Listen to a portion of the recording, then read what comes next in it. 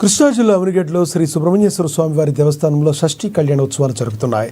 ఈ నెల 25 నుండి 27 వరకు షష్ఠీ కళ్యాణ మహోత్సవాలు జరుగుతాయని ఆలయ డిప్యూటీ కమిషనర్ దాసరి శ్రీరామ వరప్రసాదరావు తెలిపారు.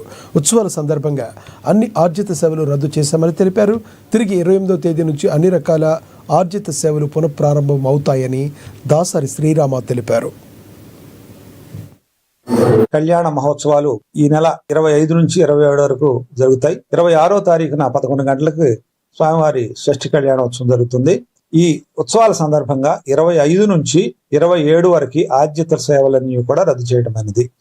ఈ విషయాన్ని గమనించవలసిందిగా భక్తులను కోరుతున్నాం. అనగా 25, 26, 27 సర్పదోష నివారణ పూజ కానీ, అభిషేకం కానీ, అలాగే ఇతర ఆర్జిత సేవలన్నీ కూడా ఉండవని భక్తులకు తెలియజేస్తున్నాము.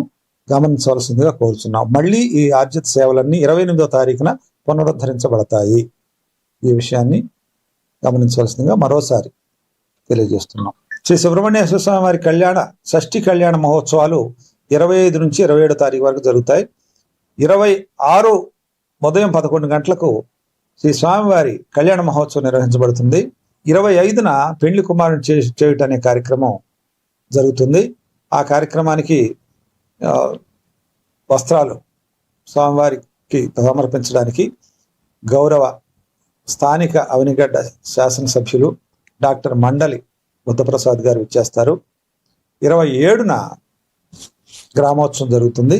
ఈ 3 రోజులు కూడా ఈ ఉత్సవాల్లో భక్తులందరూ పాల్గొని ఈ స్వామివారి ఆశీస్సులు పొందవలసి